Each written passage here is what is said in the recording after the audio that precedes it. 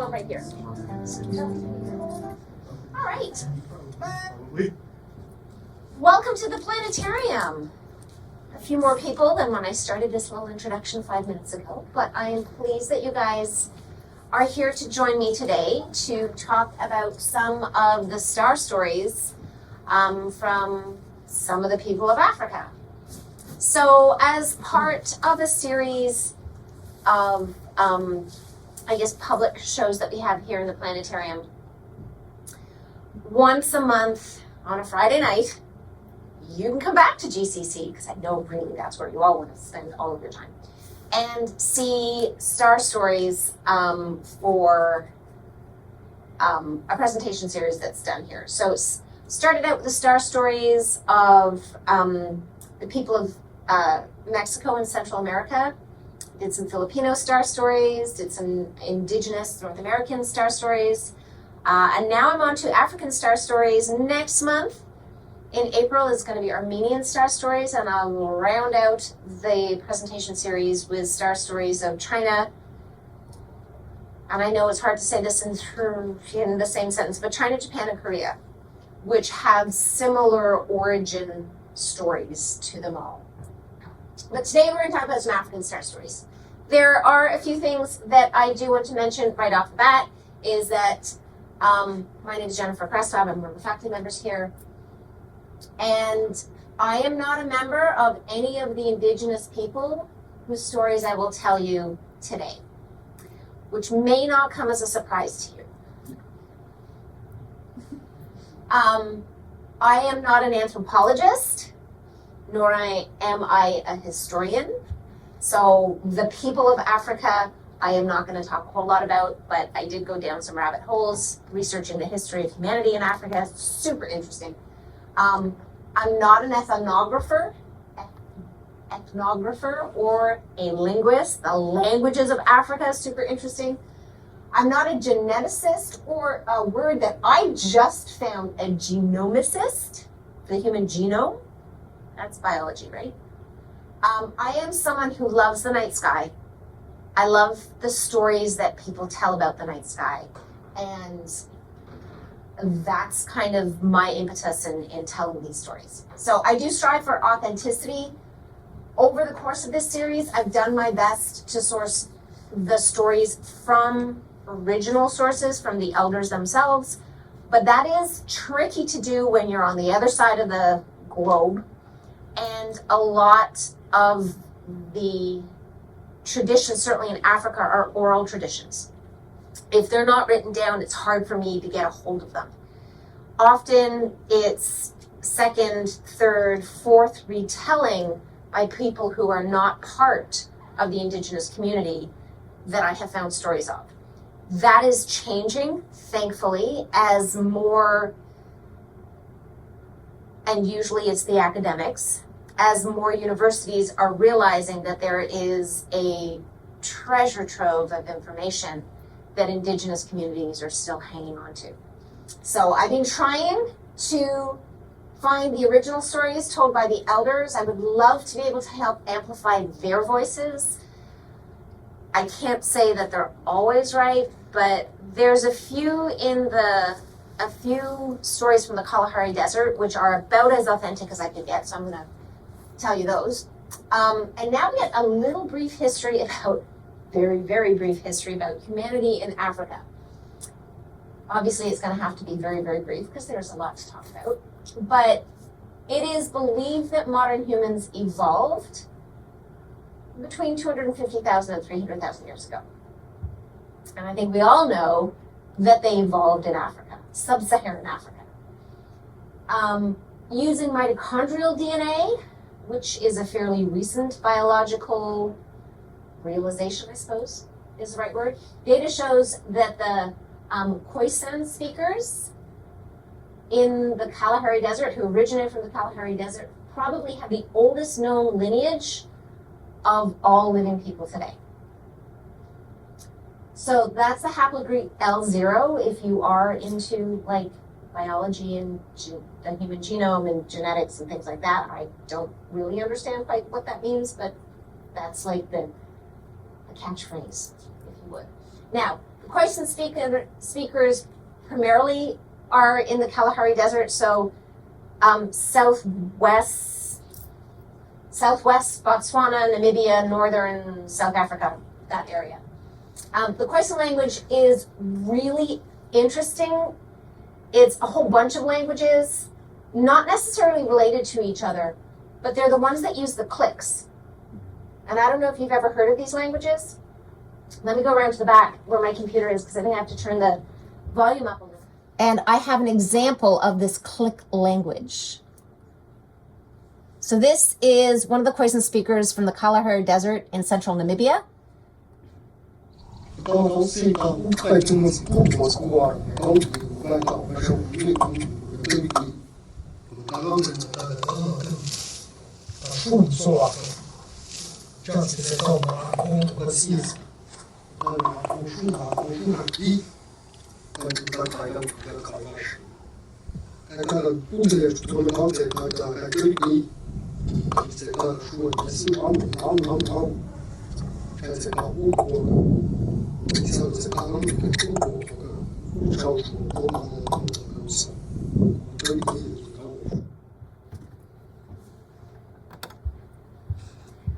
So I don't even know how to try and incorporate that kind of click into my speech. It's like hi, it's like hi, like it.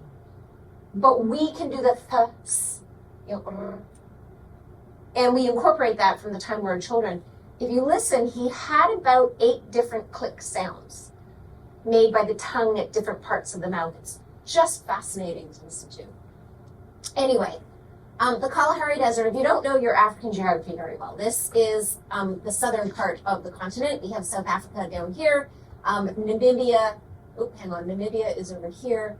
Botswana is here. The Kalahari Desert, where the Khoisan speakers primarily are from, is here. There's a small group up in Tanzania up there, but I think they're separate. So humans migrated from this desert now, formerly, 200,000 years ago, it was quite a lush region, to elsewhere in Africa. Here be the continent of Africa. To the rest of the world. And the paths they took up here, up into Europe, and then over into Asia, down to Australia, eventually over to North and South America. There used to be dates here that I've crossed out because this is an older map where the dates seem to be quite recent, but we're beginning to realize that humanity has probably been in North America, at least, and probably South America, for tens of thousands of years, not the, thousands of years that some historians believe. So needless to say, Africa is where we all come from, way back. Presently, there are 54 countries in the continent of Africa. Anyone know what the newest one is? Geography quiz.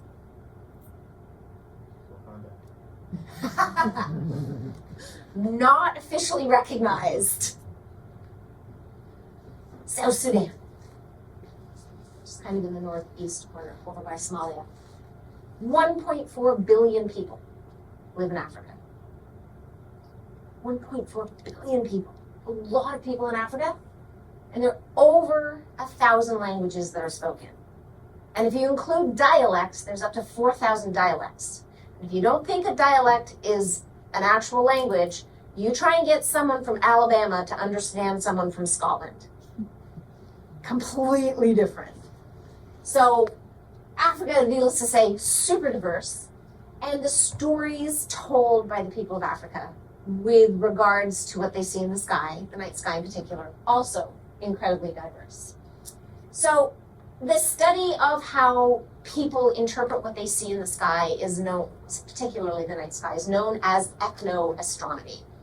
And to be honest, people just wanted to make sense of what they saw. Right? They look up in the night sky and they're like, what is that? Why is that there? Why is the moon moving with respect to the background stars? Why is the moon changing shape? They kind of wanted to understand the world they lived in. What they saw was often they perceived as things that were familiar. And this is where we get to pareidolia, which is a word you may have never heard of before, but it is the tendency to see something familiar or meaningful in random patterns. For example, gives a whole new meaning to the phrase Mr. Potato Head.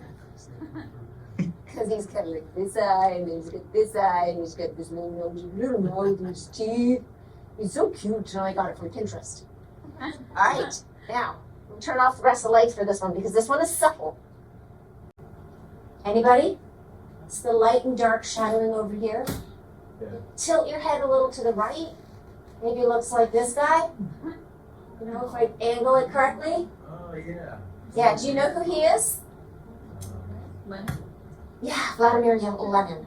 Yeah. Soviet Union. Yeah, that's just news. Okay, how about this one? Though? What was that chicken? What's that? What is that? It's a shower curtain, right? So here's the shower curtain. So it's the wet splotches in a shower curtain. And it was actually an astronomer who saw this. He goes, that looks vaguely familiar. And he's like, and then he took a picture. It took a while to figure it out. And now you can't unsee it, right? And it is hard to unsee this. This is pretty famous. It was a picture taken in 1976 by the Viking 1 mission that NASA sent to Mars. And people flipped out. They're like, it's like a face on Mars. Clearly this is evidence of advanced civilization. And it's a huge leap from seeing something that could be a face to believing advanced civilizations produced that. This is the image in 1976, and I suppose you've got a couple of eyes, maybe a nose or nostrils, and then a mouth or something, and then kind of vaguely. But you know, if you get a higher resolution image over the years, you realize, oh, that's just like a geological feature. Which isn't surprising on a rocky planet, finding geological features and all that. But there are some interesting things on Mars, right? And as humans, our brain is kind of hardwired to see things that are familiar, in particular to see faces. And we tend not to see the faces of fish or the faces of birds. We see human faces. And this is the happy face crater. How about this one though? Dun, dun, dun, dun, dun, dun, dun, dun. Yeah, okay. So that's pareidolia. Different people see different things. And in the night sky, you're going to see what is familiar to you. So the people of the Arctic in Alaska, you think they're going to see giraffe? They've never seen a giraffe in their life. So they can't tell stories about it. They can't see that in the night sky. But the people of Africa can. So they saw lions and zebras and giraffes and gods and all sorts of things up there. And I'm going to present 5 stories to you. First, though, I want to show you what the sky in Africa looks like. So, this is the sky as seen from Glendale. And I've set the sky for tonight at sunset. So tonight at sunset, well, sunset time today in Glendale is 5:54 p.m. I want to point out that here in Glendale, and everything I'm going to show you here in Glendale, we are facing south. So I've got some cardinal points up here. We got east to your left, west to your right. We got some clouds. Let me just turn the clouds off. They're a little distracting. North is right over my head. And if I get us to about 7 p.m., which is just over an hour after sunset, we're going to have a beautiful dark sky here in Glendale. So in about 30 seconds, we're going to do that kind of fast forward from sunset to a nighttime Glendale sky. If you go out and look up about 7:30 tonight, this is probably more stars than you're likely to see. On a good night, maybe 40 stars, maybe 50 if you're lucky. But there are some stars that are easily recognizable, or some groups of stars. So this is a group of stars that many in North America and in Europe know as Orion. And Orion is one of the constellations in the northern hemisphere. And let me just turn on Orion's kind of connect the dots lines. Come on, there he is. And, you know, to me, when I first saw that, I thought, oh, it's kind of like a lobster with a broken claw. But I clearly didn't have a sufficient imagination because many people see Orion the Hunter. You know, we'll get back to Orion. But Orion has some particularly bright stars. We have Betelgeuse, we have Bellatrix, after whom Bellatrix Lestrange in the Harry Potter franchise is named. Alnitak, Alnilam, Mintaka. We have Rigel, we have Scythe, we have a little head, which is hard to see in Glendale, called Mysa, and then we have the sword stars and the shield stars over here. Hard to see in a light polluted view. So I'm going to take us somewhere where there is less light pollution, and that happens to be Western Egypt, which is in the north part of Africa. So let's head. We're gonna launch ourselves off the earth. There's the earth.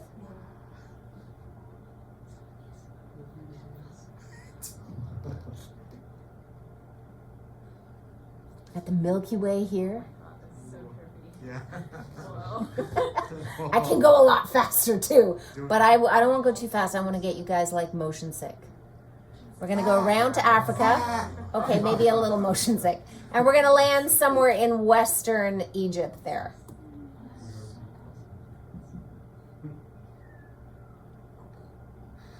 Whew. So we have landed. We have, instead of a latitude of 34 degrees north here in Glendale, we're only at 30 degrees north. And instead of 118 degrees west longitude, we're 31 degrees west. It also happens to be 5 o'clock in the morning in Cairo. But in Cairo, or not in Cairo, all of Egypt. In Western Egypt, where there is no light pollution, check out the sky. Like, it is stunning. And this is the sky you can probably see from like Death Valley or Joshua Tree, or the, shout out to the GCC Baja Field Station in Baja, Mexico. This is a stunning view of the nighttime sky. And believe it or not, the constellations you're going to see in Egypt, not that dissimilar than what we're going to see here in Glendale, but different times of the night. So in Egypt, they're looking at a different sky than we are seeing at 7 p.m. because for them it's 5 in the morning and it's just before sunrise. In fact, sunrise in Egypt is 6:22 a.m. local time, about 8:22 p.m. Glendale time, which is just about now. But if you were not in Glendale, if you were in Egypt, this has kind of a big, plays a big role in your life. And historically, Ra got moved, shifted a little bit. I'll have to shift him some more. But this is a schematic of Ra, the sun god. In Egypt, it gets really, really hot and very, very dry. The sun is absolutely scorching, and it is no wonder that ancient Egyptians viewed the sun with both awe and fear. The Egyptians' most powerful god was Ra, the sun god. And Ra created the whole world. He ruled for thousands of years, apparently. Eventually, though, he did age, and he left the mortal realm to sail across the sky every day, causing the sun to rise in the east and eventually set in the west every evening. And this is one of the stories that I have for the sun, and the story about the sun moving across the sky. But there is another story that the Khoisan people of southern Africa tell, and that is the story of giraffe. So long ago, when the world was still young, the sky, which you are seeing here, was believed to be a solid dome of blue-gray rock right above you. So we are sitting under this dome of rock. The edges of the dome rest on the earth below, beyond your location. Each day, the sun moved across the underside of this dome. And at night, the sun was positioned on top of the dome. The stars that you can see at night are tiny holes poked in this rock dome that the sunlight filters through. And those are the stars.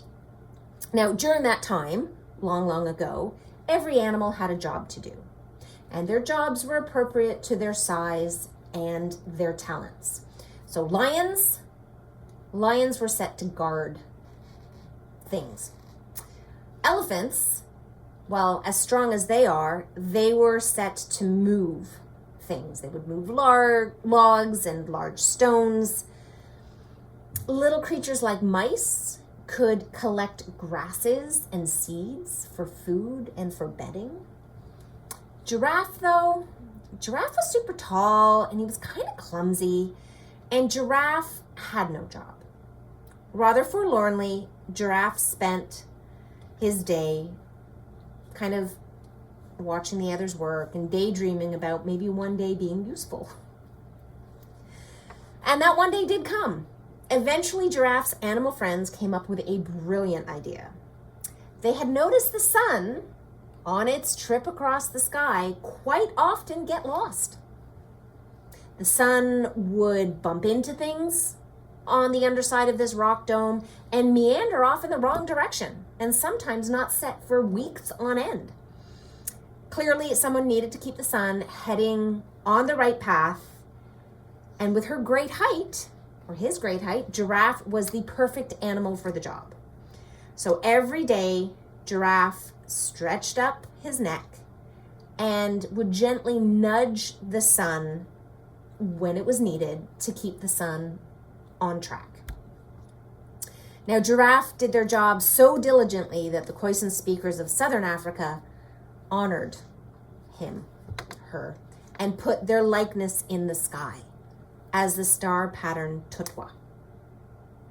So Tutwa is giraffe, and it can be seen in the southern sky as the stars of the Southern Cross. So here we are in Africa. At the moment, we're in Egypt. We just saw either the sun god, Ra, move across the sky, sail across the sky in his boat, or we saw this bright object sun being nudged by Giraffe. Whichever way you want to view it, the sun has set, and now we're looking at the nighttime sky.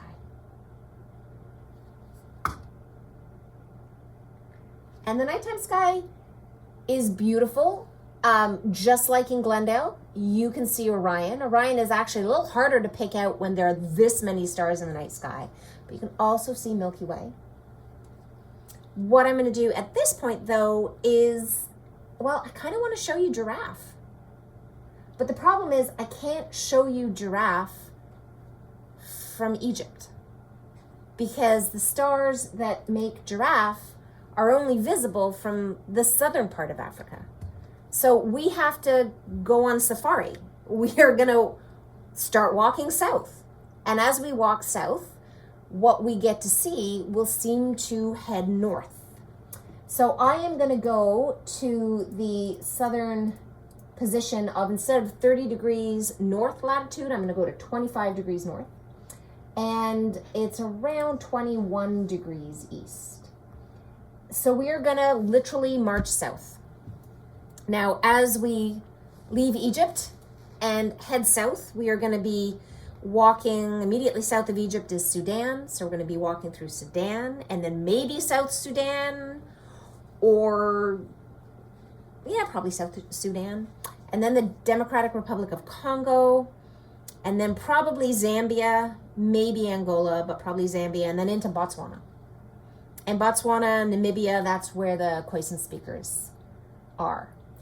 When we get far enough south, we can finally see what are known as the Magellan Clouds, after Ferdinand Magellan, who was a European explorer who circumnavigated the globe. Inevitably, the Khoisan speakers would have told their own stories about what these objects are. I do know that a lot of cultures in the southern hemisphere viewed these as chunks of the Milky Way that drifted off to the side. We now know them as galaxies in their own right, separate from the Milky Way galaxy. But here we have giraffe. Can you see giraffe? Let me help you. There are 4 stars here known as the Southern Cross, and they point toward the South Celestial Pole. So 1, 2, 3, 4. And then we have 2 pointer stars that together make up giraffe. And different cultures have giraffe either looking to the east or looking to the west. Other cultures have 4 female giraffes being chased by 2 male giraffes, or 2 female giraffes being chased by a herd of male giraffes. But everybody's saying giraffes. Over here, they're like, yeah, look, it's giraffe. So that is another story that we have. But I want to get back to Orion.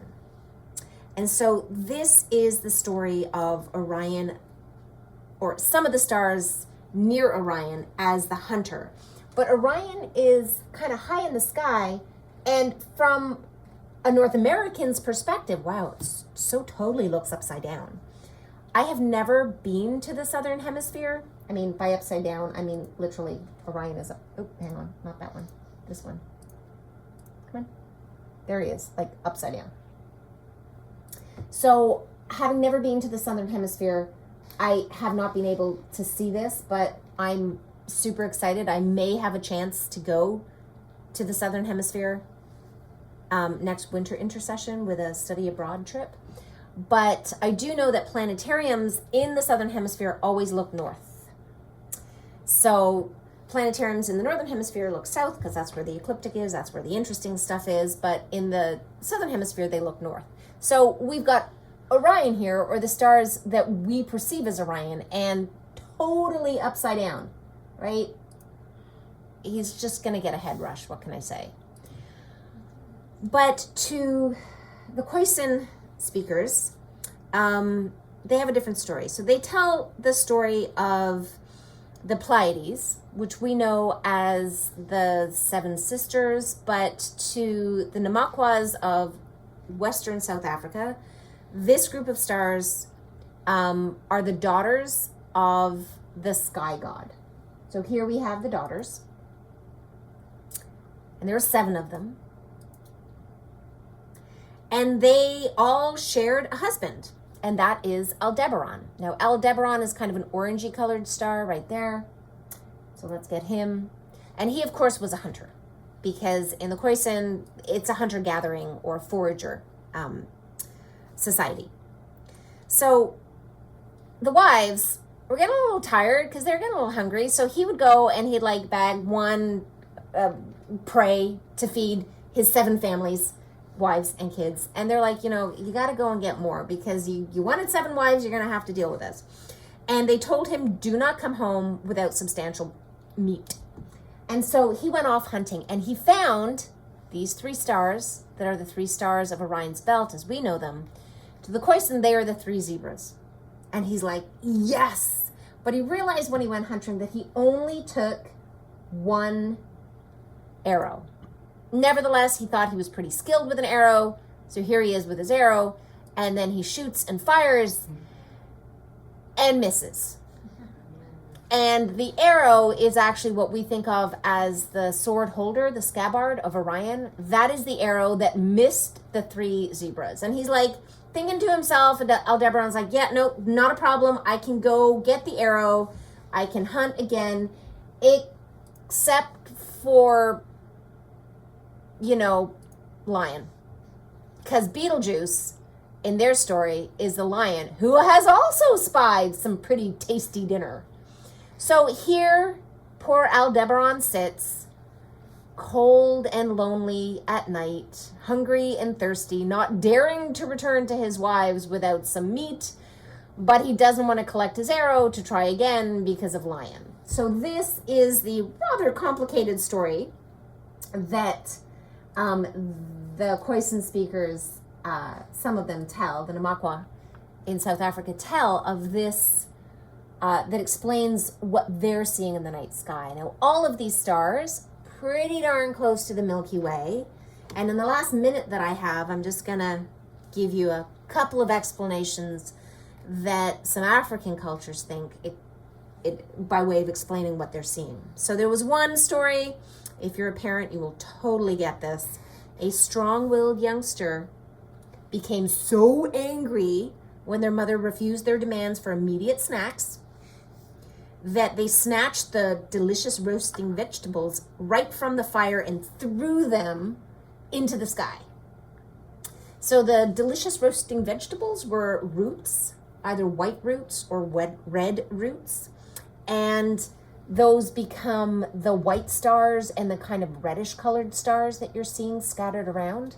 So the stars are actually the scattered roots, and then the ashes from the fire, the growing embers, that is what made the Milky Way. But I have a better story. The last story I have for you says that there is, the Milky Way was created by the hooves of the gods' herd of cattle as they walked every day back and forth from the corral to their pastures, to their corral, to their pasture. So every day, this herd of cattle is walking back and forth across that solid dome of gray-blue rock. And the hooves started slowly chipping away at the rock, and that dome thinned over time, letting creating tiny little holes and letting a little more of the sunlight that is at night, the sun is atop the dome, letting a little more of that sunlight shine through. And I think actually that's pretty awesome. This is the trail that the cattle have marked for themselves. But that is it for the African stories of the sky that I have for you today. I am going to slowly bring the lights up. And if you have any questions, please stick around. I'll try and answer them. If you have more stories to tell me, I would love to hear them. But in the meantime, here's some fabulous African music to send you out.